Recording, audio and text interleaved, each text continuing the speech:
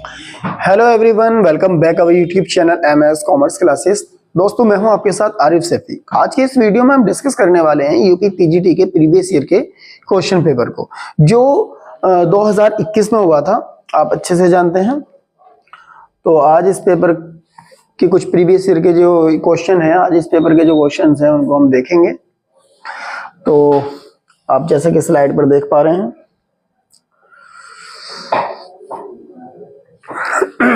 Discuss करने वाले हैं हम UP PGT previous year question paper. और ये पेपर दोस्तों हुआ था 2021 में और 18 अगस्त को। तो इसमें किस तरह के क्वेश्चन पूछे गए थे, पहले हम यहीं से स्टार्टिंग करेंगे, जिससे कि कुछ हमारे नए दोस्त भी हैं जो फर्स्ट टाइम यूपी टीजीटी या पीजीटी का एग्जाम दे रहे होंगे। उन्होंने सबसे पहले कभी एग्जाम दिए नहीं है, लेकिन प्रीवियस ईयर का क्वेश्चन पेपर को देख करके उनको बहुत कुछ अंदाजा लगने वाला है किस तरह के क्वेश्चन पेपर में पूछे जाते हैं। जैसे कि पहला क्वेश्चन देखिए आपके सामने, ये किस तरह से पूछा गया है। इस क्वेश्चन को अगर आप देखते हैं, बहुत ही सिंपल क्वेश्चन है, आपका कैपिटल चैप्टर से रिलेट करता है। देखिए, इसमें पूछा है इसने कि जब अंशों का हरण किया जाता है तो अंश पूंजी खाता मतलब शेयर कैपिटल अकाउंट। आप अच्छे से जानते हैं, शेयर कैपिटल अकाउंट, अंश पूंजी खाता डेबिट किया जाएगा। तो जब हम अंशों का हरण करते हैं, शेयर को फॉरफीचर करते हैं, तो इसका क्वेश्चन ये है कि अंश पूंजी खाता डेबिट किया जाएगा। किससे डेबिट किया जाएगा? अंशों के अंकित मूल्य से डेबिट किया जाएगा, या मांगी गई राशि से डेबिट किया जाएगा, या प्रदत्त मूल्य से डेबिट किया जाएगा, या अदद धनराशि से डेबिट किया जाएगा। तो इसको देखो, आपको अच्छे से पता है कि जब हम फॉरफीचर की एंट्री बनाते हैं तो एंट्री होती है शेयर कैपिटल अकाउंट डेबिट, और यहां पर आ जाता है क्रेडिट में टू शेयर फॉरफिटेड और टू अनपेड कॉल, ये हम एंट्री बनाते हैं। ठीक है। अब यहां पे मैं तीनों चीजों के आंसर आपको बता दूं कि यहां पर हम मेंशन करते हैं कॉल्ड अप कैपिटल, यहां पर आता है called up capital. Share forfeiture के सामने होता है पेड अप कैपिटल। और ये जो अनपेड कॉल है, इसका तो सबको पता ही है, अनपेड कॉल का मतलब जो पैसा हमें नहीं मिला, यानी कि अनपेड कॉल्स इन एरियर की बात हो रही है। यहाँ पर बात हो रही है calls in arrear.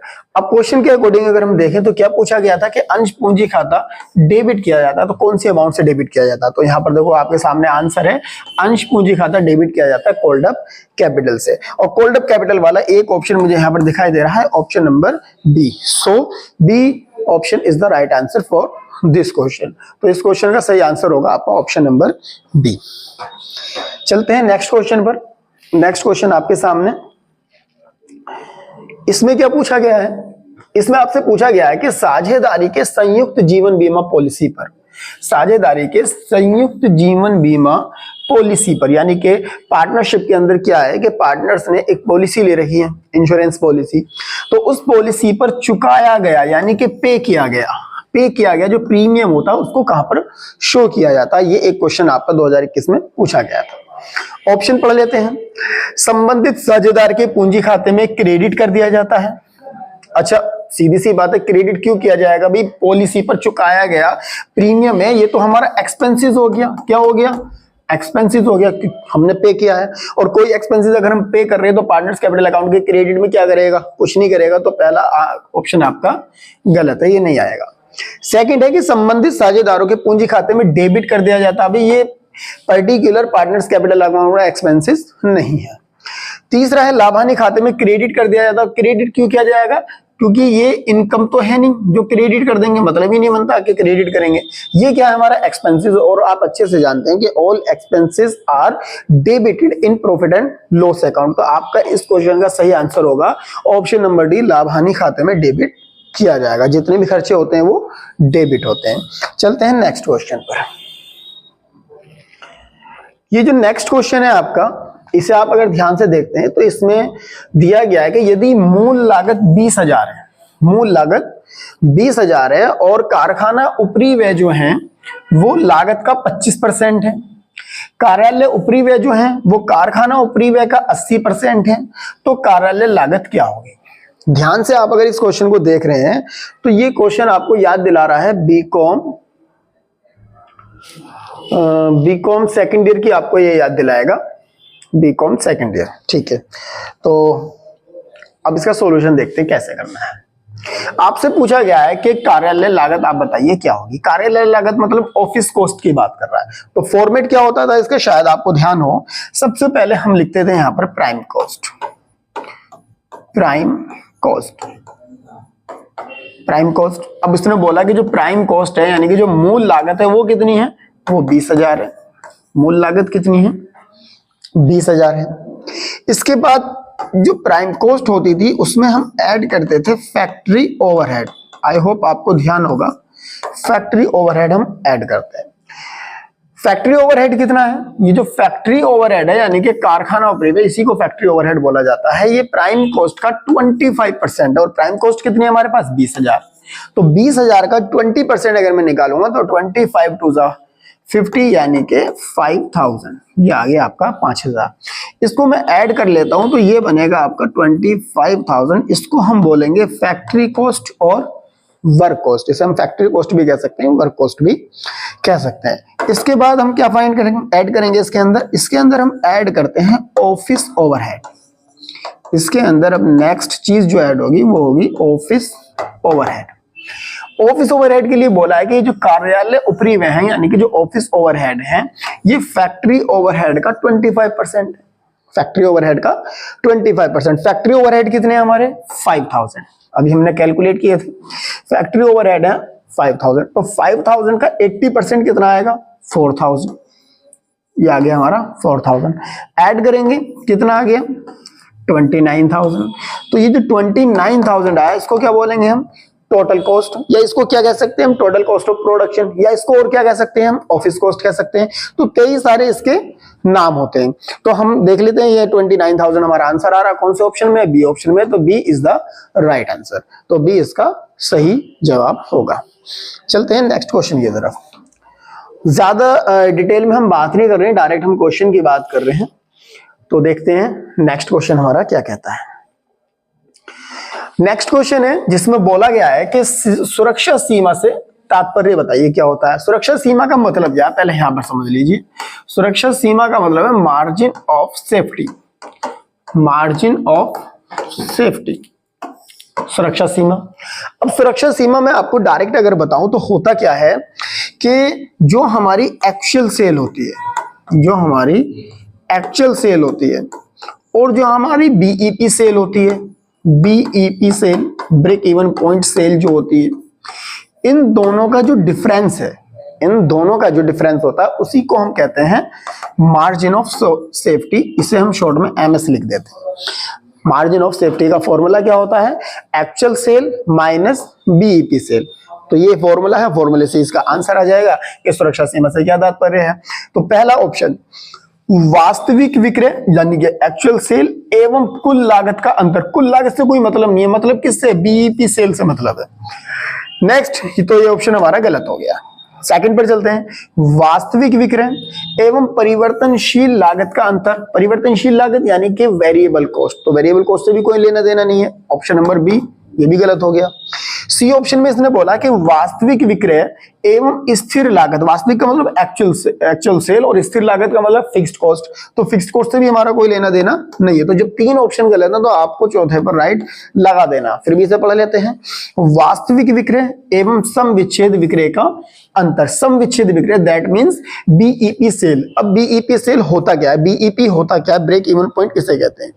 Break even point एक ऐसा पॉइंट होता है जिसमें किसी भी फर्म, किसी भी कंपनी को ना तो प्रॉफिट होता है और ना लॉस होता है। यानी कि जब हमारा रिवेन्यू कॉस्ट के इक्वल होता है, जितना हमने खर्च किया उतना ही हमने अर्न कर लिया, ना तो हम लॉस में जा रहे हैं ना हम प्रॉफिट में जा रहे हैं। तो उस चीज को बोला जाता है ब्रेक इवन पॉइंट। ठीक है, आई होप समझ में आ गया होगा। नेक्स्ट क्वेश्चन है आपका, बहुत ही सिंपल क्वेश्चन रखा है ये नेक्स्ट। तो इसमें क्या बोला है कि निम्नलिखित में से कौन सी कंपनी की विशेषता नहीं है। पेपर में इस चीज का बहुत ज्यादा आपको ध्यान रखना है कि जो नहीं वाले क्वेश्चन है उनको तो अंडरलाइन कर लेना और ध्यान से समझते हुए उन क्वेश्चन को करना। तो इसने बोला कि इनमें से कौन सी विशेषता नहीं है, यानी कि फीचर्स की बात कर रहा है। तो कंपनी की फीचर्स आपने अच्छे से पढ़ रखे होंगे और ये ग्रेजुएशन लेवल तक पढ़ लेना। वैसे ये इंटर लेवल तक का ही क्वेश्चन है, 12वीं क्लास में बार बार इसे पूछा जाता है बोर्ड में। तो पहला ऑप्शन क्या है, गैर समामेलित संस्था। गैर समामेलित संस्था का मतलब क्या है, नॉन इनकॉर्पोरेटेड। Non incorporated. अब आप एक बात बताइए, नॉन कॉर्पोरेटेड, इनकॉर्पोरेटेड, कभी आपने सुना है कि नॉन इनकॉर्पोरेटेड? हमेशा सुना होगा इनकॉर्पोरेटेड। ये कंपनी एक ऐसी संस्था होती है जिसको एक रूल्स के अकॉर्डिंग बनाया जाता है। कौन से एक्ट के अंदर बनाया जाता है? 2013 का जो एक्ट है। इससे पहले कौन सा आया था? 1956 आया था। इससे पहले कौन सा था? 1913 हुआ करता था। इससे पहले भी एक्ट हुआ करते थे। 1956 से 2013 के बीच में बार बार अमेंडमेंट हुए थे और तब जाकर के एक फाइनल जो एक्ट था वो 2013 में बना दिया गया। तो कंपनीज एक्ट 2013 के अंदर अगर देखा जाए, कंपनी की फीचर्स के बारे में अगर देखा जाए, तो पहला ये फीचर कहीं नहीं मिलता आपको, ये कोई फीचर नहीं है कंपनी का। दूसरा क्या है? ऑप्शन नंबर, यानी कि आंसर तो हमारा यही वाला सही हो जाता है। सेकंड ऑप्शन क्या है आपका? कृत्रिम व्यक्तित्व, यानी कि artificial person. Company artificial person है। आप प्रोफेसर है नहीं की डेफिनेशन को जब पढ़ते हैं तो उसमें आप अच्छे से पढ़ते हैं कि company is an artificial person. बिल्कुल, ये कंपनी का फीचर है। नेक्स्ट आता है आपका शाश्वत उत्तराधिकार। किसे कहते हैं हम? इसका मतलब होता है perpetual succession. Perpetual succession. Perpetual succession का मतलब क्या है कि कंपनी कि अगर बोर्ड ऑफ डायरेक्टर्स हैं, कंपनी के अगर मेंबर्स हैं और वो इंसॉल्वेंट हो जाते हैं, उनकी डेथ हो जाती है, तो भी कंपनी मार्केट में रन करती रहेगी। बिल्कुल सही बात है। तो ये भी कंपनी का एक फीचर हो जाता है। नेक्स्ट और लास्ट है आपका पृथक वैधानिक अस्तित्व, यानी कि separate legal entity. Separate legal entity. Separate legal entity ये भी कंपनी का क्या है? एक फीचर होता है।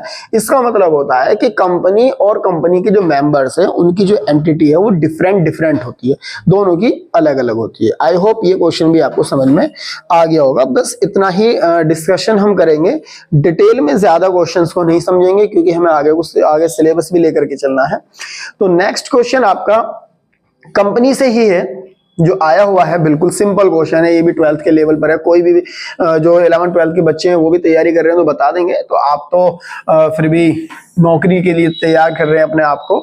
तो कंपनी अधिनियम 2013 यानी कि कंपनीज एक्ट 2013 के अनुसार एक कंपनी द्वारा अंशों का निर्गमन किया जा सकता है, यानी कि कोई कंपनी अपने शेयर्स को इशू कर सकती है। तो आप अच्छे से जानते हैं कि पहले क्या चल रहा था उसे छोड़िए, लेकिन बात कर रहे हैं हम कंपनीज एक्ट 2013 की। तो इसके अकॉर्डिंग एक कंपनी अपने शेयर्स को एट पार भी इशू कर सकती है और एट प्रीमियम पर भी इशू कर सकती है। At par and premium. At par and at premium. कोई भी जो कंपनी है अपने शेयर्स को एट पार पर भी इशू कर सकती है और एट प्रीमियम पर भी इशू कर सकती है। तो C is the right answer for this question. इसके बाद नेक्स्ट क्वेश्चन पर चलेंगे। नेक्स्ट क्वेश्चन ये आपका अकाउंटिंग रेशियो से पूछ लिया इसने। बताओ कितना आसान क्वेश्चन पूछा है। 1 नंबर का क्वेश्चन आपके लिए। दो चरों के मध्य संबंध को व्यक्त किया जाता है। भाई किससे व्यक्त किया जाता है इसके बारे में पूछा जा रहा है। दो चर हैं, जैसे कि सपोज दैट ए है और बी है, इसको व्यक्त करने के कितने तरीके होंगे? आपने 12th क्लास में अकाउंटिंग रेशियो के अंदर पढ़ा है कि how many types of expressed of ratios. आप क्या करते हैं कि रेशियो को एक्सप्रेस्ड करने के कितने टाइप्स हैं, कितने तरीके से रेशियो को एक्सप्रेस किया जा सकता है।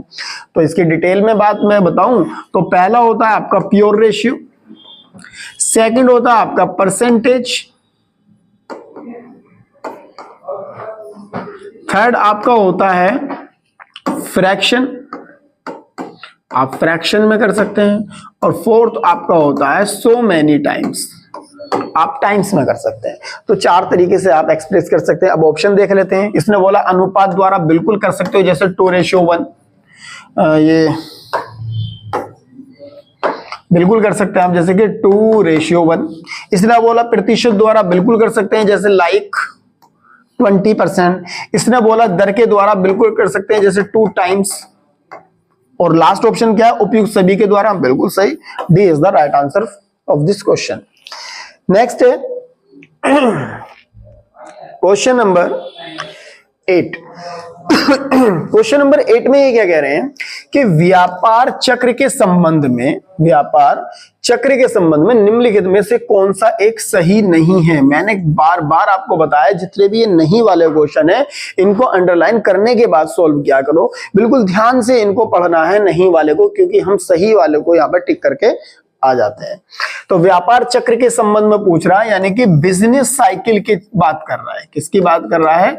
बिजनेस साइकिल की बात कर रहा है। तो बिजनेस साइकिल से रिलेटेड क्वेश्चन है, ध्यान से समझेंगे। इकोनॉमिक्स से रिलेट करता है ये क्वेश्चन।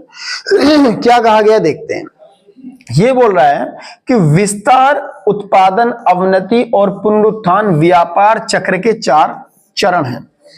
बिल्कुल सही बात है भाई। अगर हम विस्तार की बात करें, एक्सटेंड की बात करें, उत्पादन प्रोडक्शन की बात करें, अवनति डिक्लाइन की बात करें, पुनरुत्थान रिसेशन की बात करें, तो व्यापार चक्र के ये 4 चरण होते हैं। बिल्कुल सही है। नेक्स्ट है व्यापार चक्र पूंजीवादी पद्धति का एक अंग है। बिल्कुल सही बात है, पूंजीवादी पद्धति का एक क्या है? अंग है। नेक्स्ट है कीन्स के अनुसार व्यापार चक्र एक विशुद्ध मौद्रिक घटना है। विशुद्ध मौद्रिक घटना, ये हम कैसे मान लें? ये बात तो बिल्कुल मानने वाली नहीं है कि जो किन्स कह रहे हैं कि व्यापार चक्र एक विशुद्ध मौद्रिक घटना, नहीं जी। व्यापार चक्र जो है वो मौद्रिक घटना होती है। व्यापार चक्र, क्योंकि इसके अंदर हम अवनति की बात करते हैं, पुनरुत्थान की बात करते हैं, कई सारी चीजों की अलग अलग बातें की जाती हैं, विस्तार की बात की जाती है, उत्पादन की बात की जाती है। तो ये मौद्रिक घटना होगी, ना कि विशुद्ध मौद्रिक घटना होगी। तो मेरे हिसाब से तो answer number option number c ठीक है इसका। और नेक्स्ट ऑप्शन और पढ़ लेते हैं। व्यापार चक्र का नवाचार सिद्धांत जोसेफ शुम्पीटर के नाम से संबंधित। ये बात बिल्कुल ठीक है। जोसेफ शुम्पीटर जो थे उन्होंने व्यापार चक्र का एक नया सिद्धांत दिया था। अब इसके बाद हम चलते हैं थोड़ा सा नेक्स्ट एक और क्वेश्चन की तरफ। नेक्स्ट क्वेश्चन आपका आता है अधिकतम आना और पहले जाना, यानी कि फीफो की बात कर रहा। हाईएस्ट इन फर्स्ट आउट सामग्री निर्गमन की पद्धति उपयोगी होती है जबकि। तो इसका सिंपल सा क्वेश्चन है कि यानी कि इस मेथड को हम कब यूज करते हैं। तो इसका डायरेक्ट आंसर मैं आपको बताऊं, इसको यूज किया जाता है जब सामग्री के मूल्य में उतार चढ़ाव हो रहा हो। कभी तो मूल्य घट जाते हैं, कभी मूल्य बढ़ जाते हैं, तब हम हीफो का यूज कर रहे होते हैं। और जब मूल्य बढ़ रहे होते हैं तब हम किसका यूज कर रहे होते हैं? लास्ट इन फर्स्ट आउट का यूज कर रहे होते हैं। ठीक है, ये आपको ध्यान रखना है। इसके बाद नेक्स्ट क्वेश्चन की ओर चलते हैं। एक क्वेश्चन हमारा रह गया था, क्वेश्चन नंबर 9, तो इसे पढ़ लेते हैं एक बार। निम्न में से कौन सी मांग सिद्धांत के उपभोक्ता के संतुलन की मान्यता नहीं है? कौन सी मांग, यानी कि डिमांड की बात कर रहा है। किसकी बात कर रहा है? डिमांड की बात कर रहा है। फिर किसकी बात करता है? कंज्यूमर के बैलेंस की बात करता है। ठीक है, इसकी बात कर रहा है। तो option number a b c d आपके सामने है। पहला ऑप्शन है संक्रामिकता, ट्रांसिटिविटी। नेक्स्ट है अनुकूलतम संतुष्टि। थर्ड है उपभोक्ता की पसंद स्थिर है। और डी है आपका इनमें से कोई नहीं। तो जहां तक मैं इस क्वेश्चन में देख पा रहा हूं कि निम्न में से कौन सी मांग सिद्धांत के उपभोक्ता के संतुलन की मान्यता नहीं है। इनमें से एक भी मांग संतुलन की मान्यता नहीं है। उपभोक्ता के संतुलन की मान्यता इनमें से एक भी नहीं है। तो D is the right answer of this question. तो दोस्तों आज हमने इस वीडियो में केवल 10 क्वेश्चन को डिस्कस किया है, क्योंकि डिटेल में जब डिस्कस करेंगे तो थोड़ा टाइम हमें लगेगा इसको पढ़ने में, समझने में। और अभी आगे को न्यूमेरिकल क्वेश्चंस भी आपके एग्जाम में पूछे जाते हैं, वो भी हम 1 बाय 1 करके कराएंगे। आई होप आपको ये वीडियो समझ में आई होगी, ये कंसेप्ट समझ में आया होगा। और अगर आपको ये वीडियो अच्छी लगी हो तो हमारी इस वीडियो को लाइक करें, चैनल को सब्सक्राइब करें। Thank you for watching this video.